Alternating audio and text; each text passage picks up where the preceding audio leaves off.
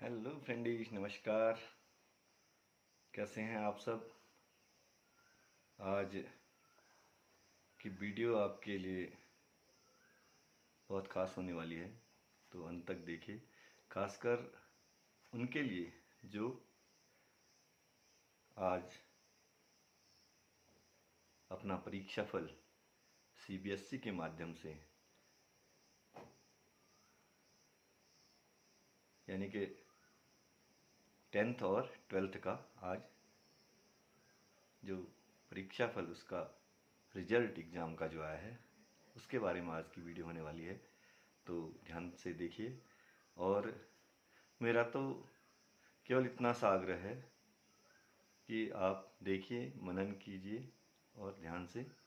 अगर मैं सही कह रहा हूँ तो आप मेरी बातों को ज़रूर मानिए। सबसे पहले तो सारे परीक्षार्थियों को बहुत बहुत बधाई है, शुभकामनाएं हैं, कॉन्ग्रेट्स करता हूँ उनको। उन्होंने प्रतियोगिता में, परीक्षा में, एग्ज़ाम में भाग लिया। उससे उन्होंने मन मुताबिक परिणाम हासिल किए, अपेक्षित परिणाम हासिल किए। वो अच्छे नंबर लाए, अच्छा परिणाम, अच्छा रिजल्ट उनका आया। उनके लिए बहुत सारी शुभकामनाएं, बहुत सारी बधाइयाँ और उज्जवल भविष्य की मंगल कामनाएं उनको ज्ञापित करता हूँ। अब आप पास हो गए हैं, तो अच्छे नंबरों से पास हुए हैं, तो आपकी जिम्मेदारी बढ़ गई है। आपको अपना परीक्षा फल जो आपने हासिल किया है, अपनी मेहनत के बल पर, अपनी लगन के बल पर, अपने गुरुओं के मार्गदर्शन के बल पर, अपने माता पिता के मार्गदर्शन के बल पर और अपनी किस्मत के बल पर उसे संभाल कर रखने, उसे संजो कर रखने, उसे और अच्छा बनाने की जिम्मेदारी है। कई लोग अभी 12वीं के बाद 10वीं वाले, तो जो उत्तीर्ण हुए हैं, जो पास हुए हैं, वो 12वीं करेंगे। लेकिन जो 12वीं पास कर चुके हैं वह विभिन्न क्षेत्रों में जाएंगे। कोई मेडिकल के क्षेत्र में जाएगा, कोई इंजीनियरिंग के क्षेत्र में जाएगा, कोई एजुकेशन के क्षेत्र में जाएगा, कोई जो है विभिन्न प्रोफेशन है, जैसे हाउसकीपिंग है, होटल है, एडवोकेसी है, या फिर आपके कॉमर्स से संबंधित हैं, या फिर कोचिंग कर, अच्छी तैयारी कर आगे जाने का प्रयास करेगा। उनको भी मेरी शुभकामनाएं हैं। लेकिन मेरा वीडियो जो है खास कर उनके लिए है जो किसी कारणवश अच्छे नंबर नहीं ला पाए, जो किसी कारणवश उतनी सफलता नहीं हासिल कर पाए जितने के वो हकदार थे, जितना उन्हें मिलनी चाहिए थी। या हकदार नहीं कह सकता हूँ, जितना उन्हें चाहिए थी, जिनका जितना हासिल करना उनके मन में था। उनके लिए मैं एक निवेदन करूँगा, हाथ जोड़कर विनती कर, उनके माँ बाप से भी, उनके आसपास के सभी लोगों से भी, और उनसे विशेषकर, अगर आपको अच्छी सफलता हासिल करनी है, हमारी तरह नहीं रहना है, एक सफल व्यक्ति बनना है, हमारी तरह नाकाम नहीं बनना है, तो मैं अपने अनुभव के आधार पर और अपनी शिक्षा दीक्षा के आधार पर आपको बताना चाहूँगा कि कुछ चीज़ें आपको आज से ही छोड़नी पड़ेंगी और कुछ चीज़ें आपको आज से ही करनी पड़ेंगी। तो आप, कोई ताकत ऐसी नहीं है जो कि आपको सफल होने से, यानी कि परचम लहराने से, परचम गाड़ने से और बहुत ही शानदार कैरियर, बहुत ही शानदार व्यक्तित्व आपका, बहुत ही शानदार सफलता हासिल करने से रोक पाए। कोई ऐसी चीज़ नहीं है। इसके लिए आपको कुछ चीज़ें छोड़नी होंगी। एक, सबसे पहले आलस्य छोड़ना होगा। सबसे पहले जिद छोड़नी होगी कि मैं ऐसा ही करता हूँ, मैं यही करता हूँ।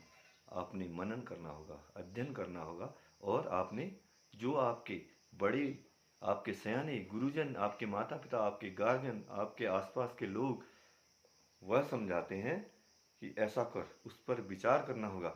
अगर आप नहीं भी कर रहे हैं तो उनको टालने के बजाय उस पर आप अपनी पूरी विस्तृत रूप से बात रखकर आपको करनी होगी।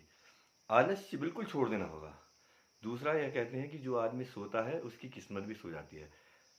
पढ़ना, लिखना, खाना पीना जो भी है जागृत होकर करना होगा, और मुख्यतः दिन में जागृत होकर करना पड़ेगा, क्योंकि रात निशाचरों की होती है। रात एक समय तक आप पढ़िए, उसके बाद प्रातःकाल जल्दी से उठ जाइए, उसके बाद तैयारी कीजिए।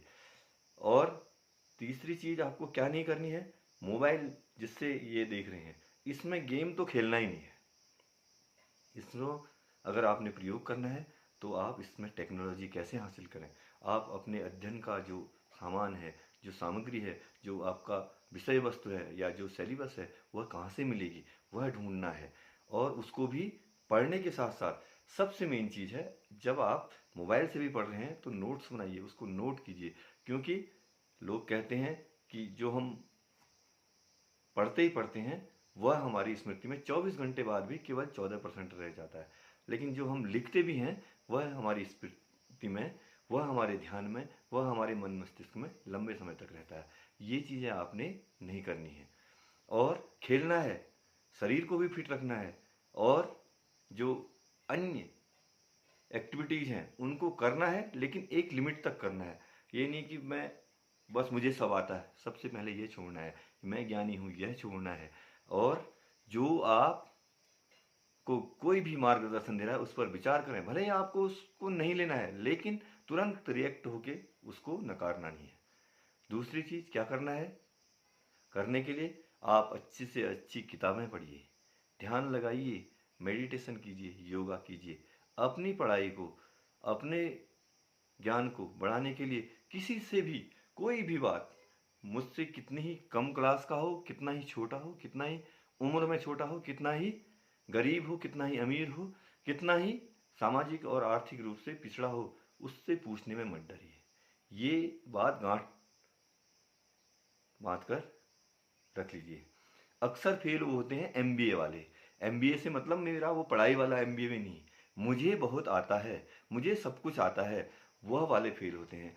क्योंकि मैं एक प्रसंग आपको सुनाऊंगा कि अपने धीरू भाई अंबानी जी, स्वर्गीय बहुत बड़े अंबानी जो अपने कॉरपोरेट हैं उसके संस्थापक, वह जब एक बार का किस्सा है कि वह कहीं अपनी रिफाइनरी में गए थे, तो एक आईटीआई वाले सुपरवाइजर ने उनको कुछ बताना चाहा कि साहब ऐसे प्रोडक्शन बढ़ेगा। तो जो मैनेजर थे, जो जीएम लेवल के लोग थे, उन्होंने टोका उसको। तो उन्होंने उन जीएम वाले लोगों को बहुत बड़ी लताड़ लगाई, बोला इसीलिए हमारी कंपनी प्रोग्रेस जितना हम चाहते हैं उतना नहीं कर पा रही है। इसकी बात सुन तो लो, आखिर यह क्या कहना चाह रहा है। अगर उसका विचार अच्छा है, अगर वह अच्छी बात बता रहा है तो लो, नहीं तो कोई बात नहीं, कुछ हमारा समय व्यय होगा बस। तो ये बात गांठ बांध लीजिए, और निराश होने की ज़रूरत नहीं है, क्योंकि आपने देखा होगा एक से एक जो साइंटिस्ट हुए उनको भी असफलता मिली, एक से एक कलाकार हुए, एक से एक खिलाड़ी हुए, एक से एक बड़े विद्वान हुए, वैज्ञानिक हुए, उनको भी असफलता मिली। लेकिन असफलता से हमें डरना नहीं है, उसके बाद हमने नया एक मिशन मान लेना है, एक लक्ष्य लिख लेना है कि मैं इस लक्ष्य को हासिल करके रहूँगा। उसके लिए चाहे मुझे कितनी ही मेहनत करनी पड़े, कितना ही मुझे त्याग करना पड़े। जैसे वर्तमान का जो एंजॉय है, शादी में जाना है, पार्टी में जाना है, खेलने जाना है, कूदने जाना है, एक लिमिट तक ठीक है, लेकिन उसके लिए अपने कैरियर को दांव पर लगाना, उसके लिए अपना सब कुछ छोड़ देना, यह ठीक नहीं है। इसलिए यह चीज़ भी हमें छोड़नी होगी। तो मैं एक प्रसंग सुनाता हूँ, शायद आपके काम आए। जो अपने पूर्व राष्ट्रपति missile man APJ Abdul Kalam जी थे, उनके बारे में आप कहीं गूगल में पढ़िए या कहीं किताब में पढ़िए, यह सर्च करिए, यह मिल जाएगा। तो वह जो है पायलट का, कॉमर्शियल पायलट बनने के लिए जाना चाहते थे, टेस्ट देने के फेल हो गए। अगर वह वहीं पर हार मान लेते तो कुछ नहीं होता। वह कम नंबर लाए या फेल हो गए तो उन्होंने लक्ष्य माना, आज वह तो भारत रत्न है, पूर्व राष्ट्रपति हैं, मिसाइल मैन हैं, उनकी जय जयकार पूरे देश दुनिया में आज भी होती है, जबकि वह आज हमारे मध्य नहीं है। ऐसे ही अमिताभ बच्चन जी, अमिताभ बच्चन जी का प्रसंग मैं आपको सुनाता हूँ। अमिताभ बच्चन के लिए कहते हैं, हालांकि व्यक्तिगत रूप में कुछ कमी, कुछ खूबी उनमें व्यक्तिगत हो सकती है, लेकिन आवाज़ के मामले में है तो उनकी बुलंद आवाज़ हर कोई पसंद करता है। तो अमिताभ बच्चन जी जब आकाशवाणी में समाचार वाचक के लिए परीक्षा देने गए तो उनसे कहा गया कि आपकी आवाज़ मोटी है, हमें सुरीली आवाज़ वाला चाहिए। तो उन्हें रिजेक्ट कर दिया आकाशवाणी ने। उन दिनों ऑल इंडिया रेडियो होता था, आकाशवाणी होता था।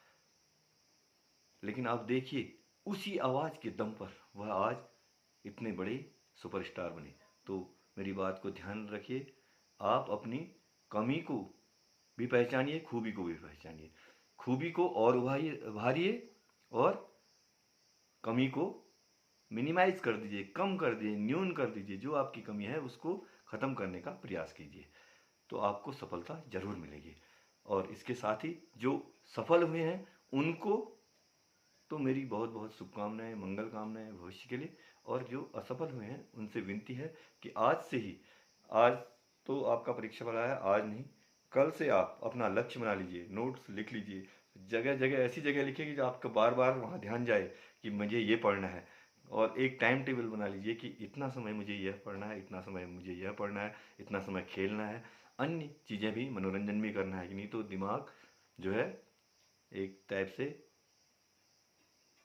जो है संकरा हो जाएगा, एक टाइप से आपको मानसिक अवसाद आ जाएगा। पढ़ना भी जरूरी है, खेलना भी जरूरी है और सब कुछ करना जरूरी है। सबसे पहले अपने गुरुजनों का, अपने माता पिता का, अपने गार्जियनों का, अपने बड़ों का सम्मान करना सीखिए। अगर वह कहते हैं तो वह अपने हिसाब से सही कहते हैं, कभी गलत नहीं कहते हैं। कितना ही शराबी हो वो दूसरे को ये नहीं कहता कि तू शराबी बन, अपने से छोटी पीढ़ी को। तो वो सही कहते हैं। हो सकता है कि वर्तमान परिस्थिति में वो जो कह रहे हैं हमारे लिए सही नहीं हो, तो हम उस पर विचार करें, उसके बाद अपनी बात रखें, उनको समझाएं और अपने चीज़ करें। और बहुत सारे अभी प्रवेश परीक्षाएं आयोजित करेंगे इंस्टीट्यूट और बहुत सारी जगहें, तो उसके लिए शुभकामनाएं। एक बात गांठ बांध लीजिए कि मेहनत का कोई विकल्प नहीं है, मेहनत का कोई विकल्प नहीं है। यह मैं खुद पर कह रहा हूँ, मैं खुद उसका भुक्तभोगी हूँ।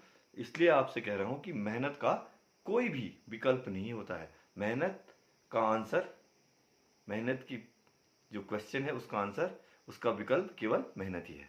तो आपको पुनः शुभकामनाएं। और जो बच्चे थोड़ा कम नंबर लाए हैं या किसी कारण रुक गए हैं और कंपार्टमेंट आई हैं, अगर आप रिव्यू कराना चाहते हैं रिव्यू भी करा सकते हैं अपने परीक्षा फल को। और आज से ही लक्ष्य बना लीजिए। इतनी सी विनती करते हुए इस वीडियो में आपसे विदा लेता हूँ। धन्यवाद।